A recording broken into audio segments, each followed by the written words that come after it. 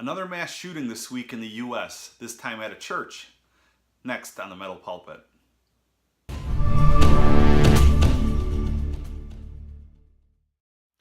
Hey, thanks for joining me for another Metal Pulpit. Yeah, it's another week and more events happening in the United States. This past Sunday, you don't have to Google very far, you don't have to listen to the news very long to hear about a large mass shooting that happened in Texas here in the United States. And 26 people, I believe, died as a result of someone's poor decision to just open fire on a church. There's a lot of speculation, a lot of reasons as to why this is happening, but it raises a lot of questions for churches regarding this situation. And that's what I want to talk about a little bit today before I get to a viewer question. One of the questions I get oftentimes is, what is your church going to do now? Well, the percentage of the chances of it happening at any church in the United States is very, very slim, looking at the recent trends of church shootings. Nonetheless, there should be a plan put into place. And as a pastor pastoring a brick and mortar church building, doing this podcast, these are the things we want to talk about. There's two stances a person can take. Number one, the stance is, well, you got to turn the other cheek and forgive them and move on. Okay, so the issue there is not forgiving. We ought to forgive no matter how long that takes. But the issue of turning the other cheek, that's a whole different theological discussion, study on letting people take advantage of you. That is not what those scriptures are all about. But as a church, we need to talk about things, because what if this does happen? What would happen in our state? I pastor in Wisconsin. Well, we have a concealed carry law, and quite honestly, as our church and quite a few of other churches, we don't ban handguns at our church if you have a concealed carry weapon permit.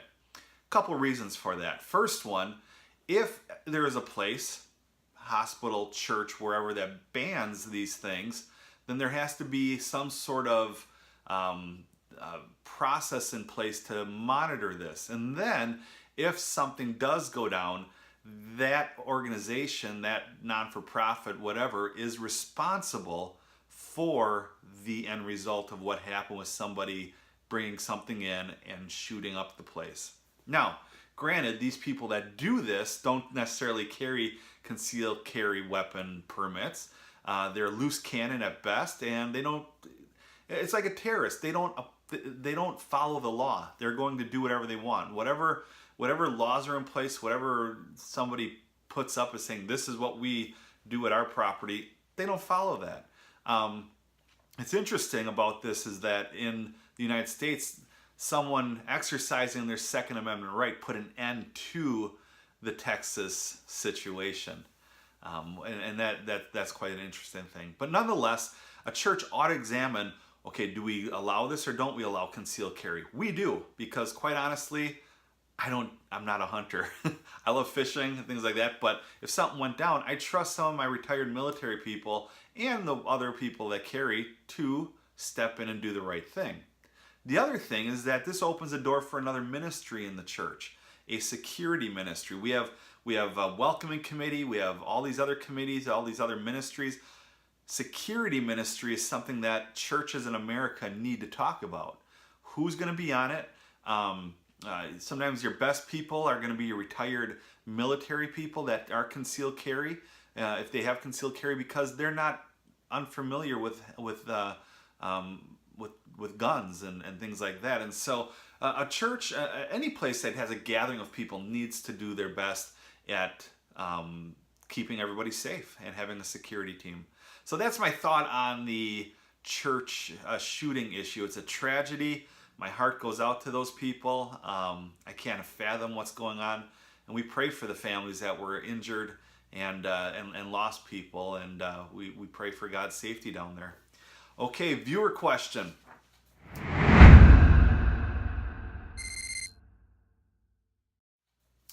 My friend Ramail, and forgive me if I butchered that name, he goes, "Hello, Pastor Bob 2.0.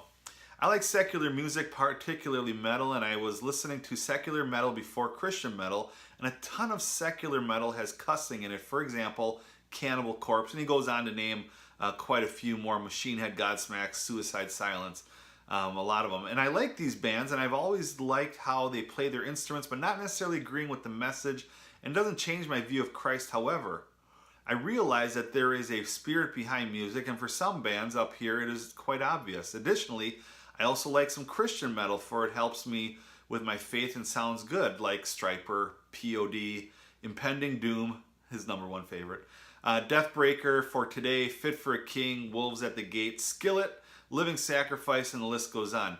Your feedback would be greatly appreciated. Thank you for your time. All right, so here's the deal. When you put words to something, that's what gives it octane. That's what gives it a push and gets the lyrics out there. If you lay down a nice rap beat or a nice house beat or a nice metal riff or something like that, there's nothing evil there. It's music. There is nothing evil, nothing wrong with music. It's when you add the lyrics.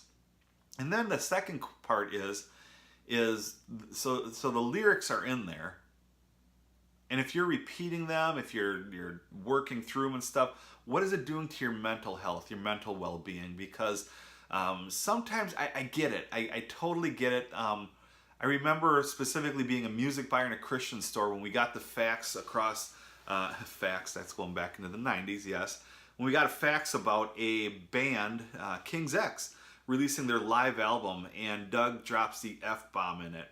And we got a fax saying, pull their music, they're not going to be in the Christian music bookstores anymore. And I was kind of like, what's going on? Why? So I listened to it, and quite honestly, I don't like cussing, I don't like swearing, but I get it. I totally get it. Doug was in the middle of a speech on that album about parents raising kids, and he dropped the F word because he was worked up. I totally get that. I realize there's a fine line here. There's a time and place for it to drive a point in the secular scene, but then there's the senseless stuff, what I would just plain say stupid usage of vulgar language. And so you need to use discernment as to where and when that music is. And then the other side of it is going all Christian music. Well, you know, I personally don't listen to a lot of Christian music. I think quite a bit of it on CCM Top 40 is theologically unsound. It all sounds the same. But beyond that, you know, I can listen to a mainstream secular song and get a lot more out of it spiritually than sometimes these songs that are being played on the radio. I can't do it. So you need to use discernment. Is the song that has a lot of swear words and cussing and all that stuff in it healthy for you? Is it building you up? Is it helping you grow in the fruits of the Spirit? Then it's probably not a bad thing. But if it's the words that are bringing you down and all that stuff is just bogging you down and repeating those lyrics in your head, and now you find yourself saying them, well, that becomes an issue. But thanks for your question. I hope that helped. And thanks for joining me for another Metal Pulpit. Have a great day.